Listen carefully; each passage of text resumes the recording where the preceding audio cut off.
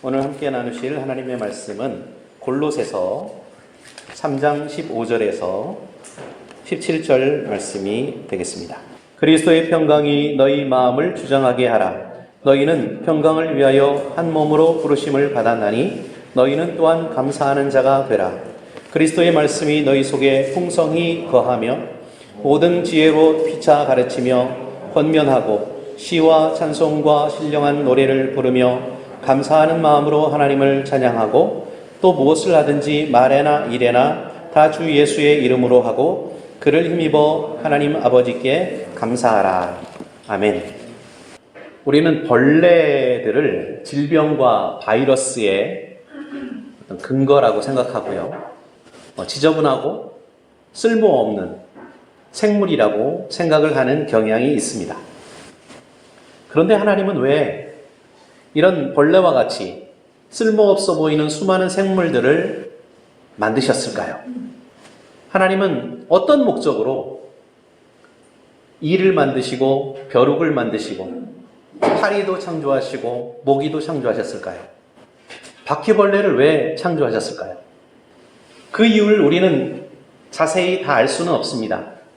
그러나 이 모든 것들이 하나님의 피조물인 것은 사실이고, 그리고 하나님께서 찬양과 영광과 감사를 받으시기에 합당한 이유가 된다고 말씀하고 있습니다. 코리 텐 붐이라고 하는 여성이 쓴 주는 나의 피난처라는 책이 있습니다.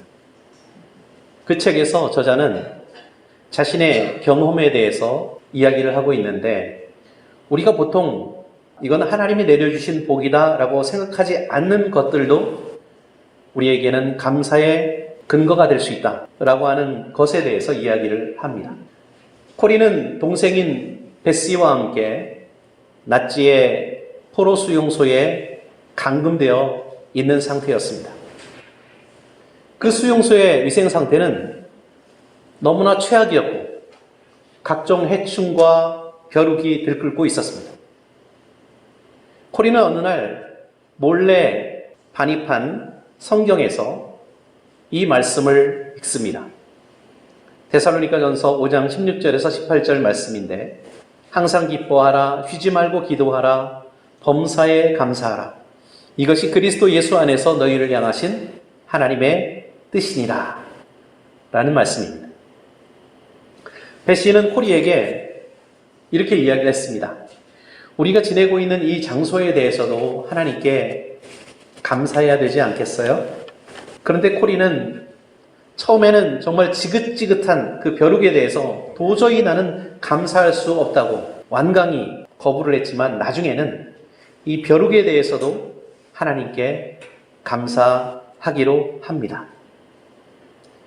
그 수용소에서는 그 경비원의 간섭 없이도 막사 안에서 성경을 읽거나 공부하고 기도 모임을 가질 수가 있었습니다. 그런데 놀랍게도 그 이유가 바로 그 막사에 벼룩이 너무 많아서 경비원들이 들어가기를 꺼려했기 때문이라고 하는 겁니다.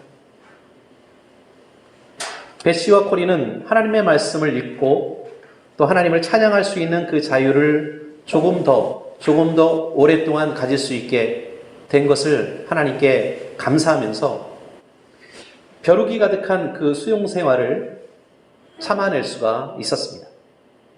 그들이 견뎌야 했던 이 죽음의 공포와 그 열악했던 생활 환경에 비하면 우리가 매일매일 겪고 있는 여러 가지 일들, 그 일들에 비하면 사실은 크게 힘든 일은 아닌지도 모르겠습니다.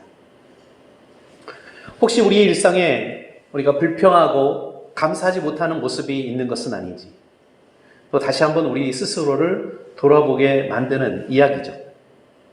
만약 우리가 범사에 감사하는 태도로 산다고 한다면, 우리가 겪고 있고 우리가 만나는 모든 일들에 대해서 감사하는 마음을 갖게 된다면, 모든 지각에 뛰어난 하나님의 평강이 예수 그리스도 안에서 우리의 마음과 생각을 능히 충분하게 지켜주실 것이다 라고 하는 이 약속의 말씀을 누리게 된다는 거예요.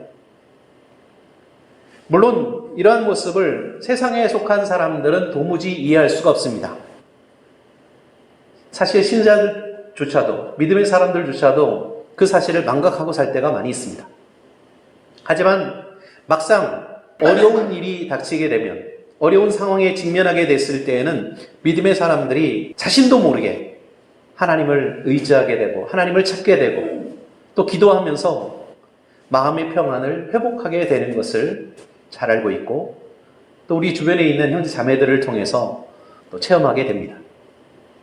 골로새서 1장 3절에서 4절 말씀을 보니까 바울 사도가 이렇게 말씀을 주시고 있습니다. 우리가 너희를 위하여 기도할 때마다 하나님 곧 우리 주 예수 그리스도의 아버지께 감사하노라. 이는 그리스도 예수 안에 너희 믿음과 모든 성도에 대한 사랑을 내가 들었기 때문이다. 이렇게 골로새 교회에 대해서 감사하고 칭찬하고 있습니다. 바울 사도는 편지를 쓸 때마다 수신자들을 때문에, 내가 이 편지를 쓰고 있는 당신들 때문에 내가 하나님께 감사하고 있고 하나님께 영광을 돌리고 있다는 사실을 늘 언급을 하거나 혹은 암시를 하면서 표현을 하고 있습니다. 또 바울 사도는 자신이 이미 잘 알고 있는 교회와 사람들을 위해서 기도할 때는 조금 더 구체적으로 기도를 했는데, 사실 이 골로새 교회는 이 골로새 교회의 성도들을 아직 개인적으로 알고 있지 않은 상태입니다. 그럼에도 불구하고 바울은 골로새 교회와 성도들을 위해서 내가 정기적으로 기도하고 있다. 그리고 골로새 교회 교인들 때문에 하나님께 감사하고 있다라고 하는 것을 이 골로새 말씀을 통해서 우리에게 알려주시고 있습니다. 빌립보서 4장 10절에서 12절 말씀을 보면 바울 사도가 빌립보 교회에 보내는 그 편지에서도 이렇게 말씀하고 있습니다. 내가 주 안에서 크게 기뻐함은 너희가 나를 생각하던 것이 이제 다시 싹이 남이니 너희가 또한 이를 위하여 생각은 하였으나 기회가 없었느니라. 내가 궁핍함으로 말하는 것이 아니니 어떠한 형편에서든지 나는 자족하기를 배웠노니 나는 비천에 처할 줄도 알고 풍부에 처할 줄도 알아. 모든 일 곧 배부름과 배고픔과 풍부와 궁핍에도 처할 줄 아는 일체의 비결을 배웠노라. 우리는 바울이 이 편지를 감옥에 갇혀 있는 상태에서 기록했다라고 하는 사실을 알고 있습니다. 바울은 이처럼 같은 믿음을 공유하고 있는 다른 사람들에 대해서만 감사한 것이 아니었고요. 자신이 처해 있는 상황 속에서 아주 지극히 힘들고 어려운 상황 속에서도 하나님께 감사할 수 있었다는 것을 이 말씀을 통해서 보게 됩니다. 바울 사도는 부유를 경험했던 적도 있었다고 합니다. 풍부한 생활을 했던 적도 있습니다. 아마 바울이 어린 시절 성장 과정에서는 이렇게 부유하게 살았던 것이 틀림없습니다. 그러나 그는 그 이후에 그리스도를 만난 이후에는 이곳저곳을 떠돌아다니면서 스스로 자신이 일을 해서 생계를 유지해야 되는 그런 가난했던 경험도 했던 것을 볼 수 있습니다. 그 모든 상황 속에서 바울은 내가 이 여러 가지 다양한 상황 속에서도 어떤 상황을 만나든지 나는 만족할 수 있고 그 상황 속에서 하나님께 감사할 수 있다라고 말하고 있는 겁니다. 배가 고파서 먹을 것이 없을 때 감사한다는 거 사실 쉽지 않은 일이죠. 그래서 진정한 신앙이라고 하는 것은 우리가 평안하고 형통할 때보다도 오히려 힘들고 어려울 때 더 그러한 상황 속에서 빛나는 것입니다. 한 농부에게 세 아들이 있었습니다. 당시 그의 가족은 한 번도 교회에 나가보거나 신앙생활을 경험해 보지 못한 그런 상태였습니다. 그가 살고 있는 마을에는 교회가 있었습니다. 그런데 그 교회의 설교자와 그 교회의 성도들이 열심히 기도를 하고 전도를 해봤지만 도무지 이 가정을 전도할 수가 없었어요. 아무 소용이 없었습니다. 그러다가 어느 날 이 가정의 큰아들이 독사에게 물리는 사고가 발생합니다. 의사는 이 큰아들을 살리기 위해서 최선을 다했지만 당시의 의료 기술이 좀 부족해서 혼수 상태에 빠지고 말았습니다. 오늘 내일 하는 그런 상황 속에서 어쩔 수 없이 아버지는 이 교회의 설교자를, 전도자를 불러서 기도를 요청합니다. 의사가 도무지 고칠 수 없는 이 상황을 혹시 하나님께 기도를 하고 의지를 하면 뭔가 달라지지 않을까, 지푸라기라도 잡는 심정으로 기도를 요청했습니다. 그래서 이 전도자와 성도는 믿음과 확신 속에 또 진실한 마음으로 하나님께 열심히 기도를 했습니다. 그런데 하나님께서 그 기도에 응답하셨습니다. 그리고 그를 살려주십니다. 그 사건으로 인해서 그 가족들은 모두 신앙생활을 하게 되었고요. 그렇게 오랫동안 열심히 전도를 했지만 소용없었던 그 완고했던 마음이 풀어지고 하나님을 섬기게 되었습니다. 이 전도자는 모든 지혜의 근원이 되시는 하나님, 독사를 통해서 이 작은 동물, 그리고 사람들이 무서워하고 그리고 물리면 죽을 수밖에 없는 그 위험한 동물을 통해서 한 가정을 구원해 주시는 하나님께 감사할 수밖에 없었습니다. 독사에 물릴 일도 우리는 별로 없지만 혹시 독사에 물린다 할지라도 그것이 나를 구원하기 위해서 혹은 누군가를 구원하기 위해서 하나님께서 사용하시는 기회라고 한다면, 과정이라고 한다면 우리는 기꺼이 하나님께 감사할 수 있어야 할 줄로 믿습니다. 구약 성경이 다양한 성경의 인물들, 하나님을 섬기고 또 하나님을 사랑한 인물들에 대해서 기록하고 있는데 그 중에서 요셉이라고 하는 인물이 있죠. 요셉은 많은 사람들이 겪지 않았어도 되는, 겪지 않을 그런 많은 시련을 겪은 사람입니다. 창세기 37장 28절에 보니까 미디안 사람 상인들이 지나가고 있는지라 형들이 요셉을 구덩이에서 끌어올리고 은 20에 그를 이스마엘 사람들에게 팔매 그 상인들이 요셉을 데리고 애굽으로 갔더라. 이렇게 기록하고 있는데 도대체 이게 무슨 일입니까? 여러분이 형제나 자매에 의해서 그 모략에 빠져서 계략에 의해서 죽음의 위기에 놓이게 되었다고 한번 생각을 해보세요. 바로 요셉이 그런 상황에 빠져 있었던 거예요.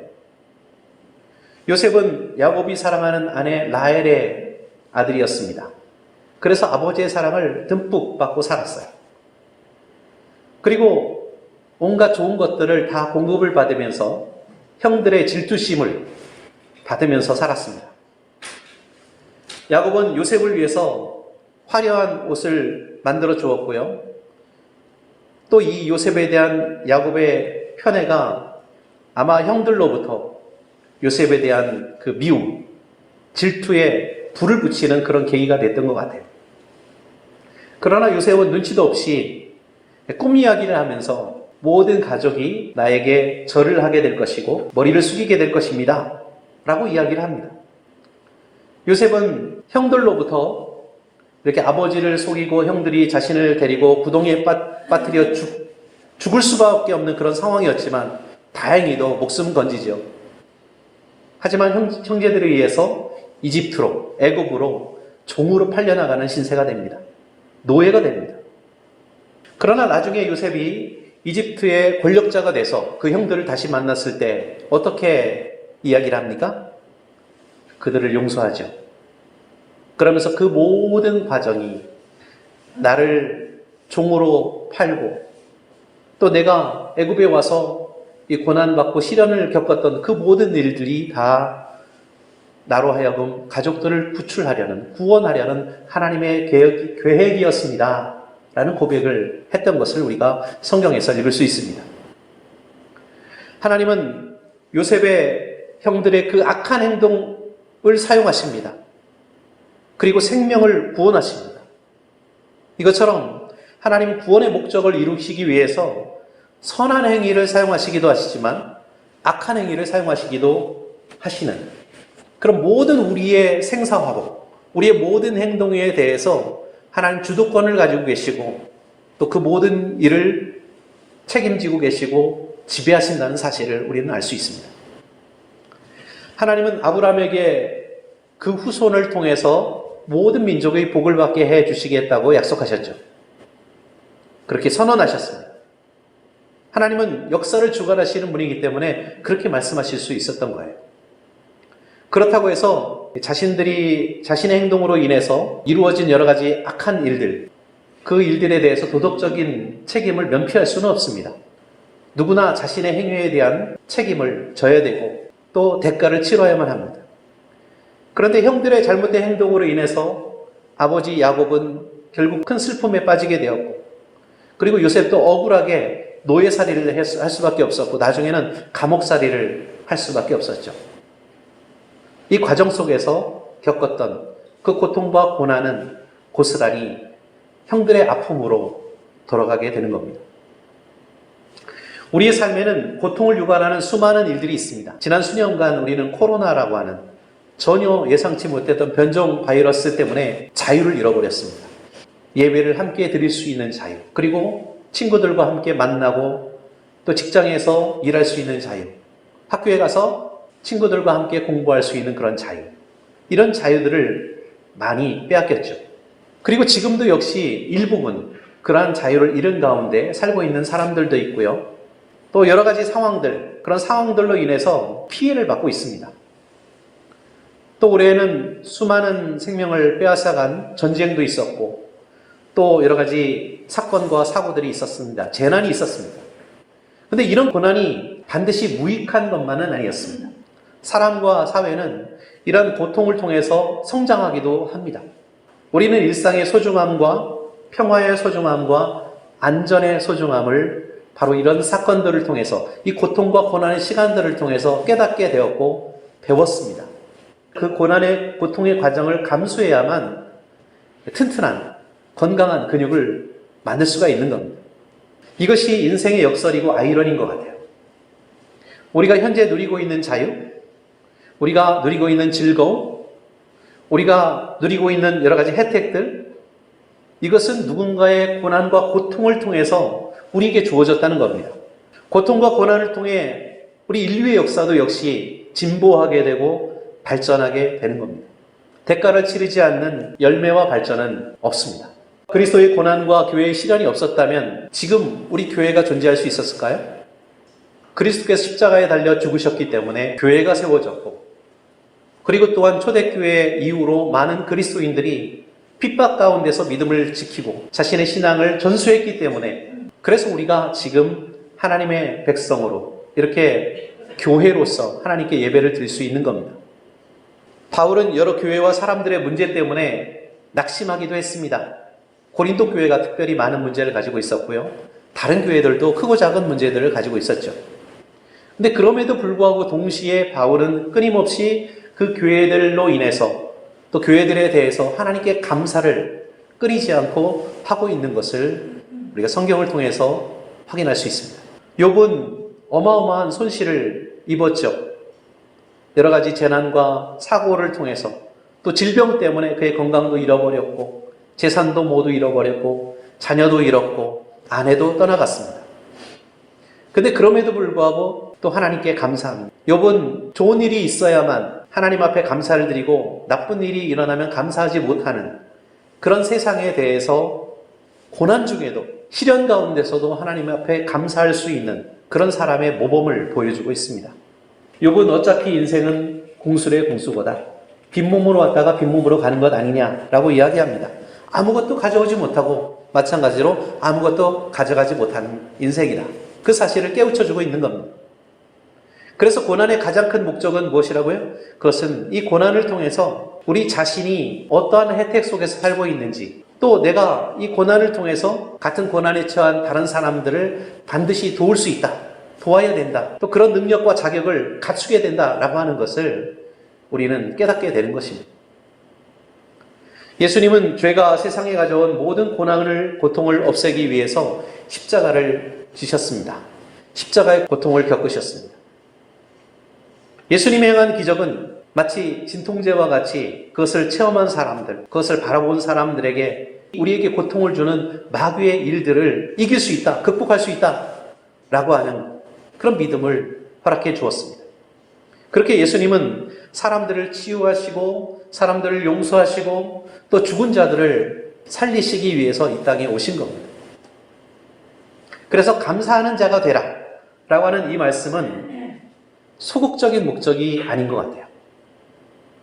감사한 일들이 있을 때만, 또 좋은 일이 있을 때만 우리가 감사하는 것이 아니라 오히려 힘들고 어려울 때에도, 불행을 겪고 있을 때에도, 많은 사람들이 겪지 않는 그런 어려움을 나만 겪는다 할지라도 그럼에도 불구하고 하나님께 감사하라고 하는 그런 적극적인 명령인 것입니다.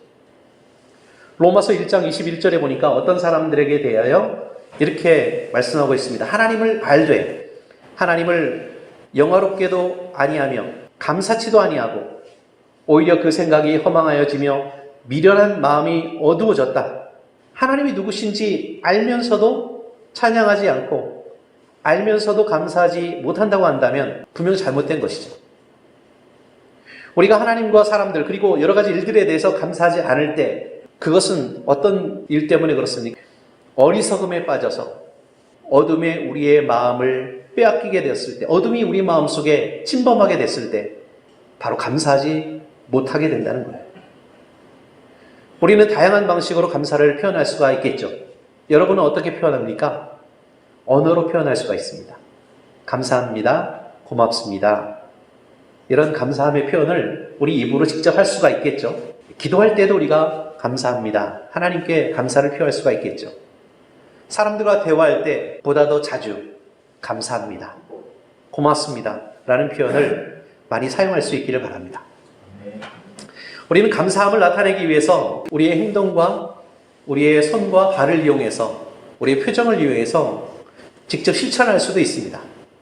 어떤 식으로든 우리가 도와주는 사람들, 우리에게 도움을 베푸는 사람들이 우리 주변에 많잖아요. 우리는 정말로 많은 사람들의 도움을 통해서 살고 있는 사람들이에요. 그럴 때 우리는 우리의 행동을 통해서, 언어를 통해서 감사를 표현할 수가 있습니다. 하나님께서 우리의 기도에 응답해 주셨을 때 어떻게 반응하고 있습니까? 기도할 때에는 막 힘들고 어려울 때 하나님께 나아가서 부르짖고 요구합니다. 근데 막상 그 일들이 이루어지고 응답을 주시면 그것이 이루어졌나? 라고 하는 것도 느끼지 못할 정도로 그냥 지나가는 경우가 많습니다. 감사하지 못하고 감사하지 않고 살아가는 우리의 모습을 하나님께서 바라보시면서 얼마나 안타까우실까 이런 생각을 하게 됩니다. 작은 벼룩과 모기조차도 감사의 제목이 되고 그리고 감사의 근거가 될 수 있는 저와 여러분 그리고 제주중앙그리스도교의 모든 지체들 오늘 함께 예배를 드리는 모든 형제 자매님들이 되시기를 그리스도 예수님의 이름으로 축원합니다.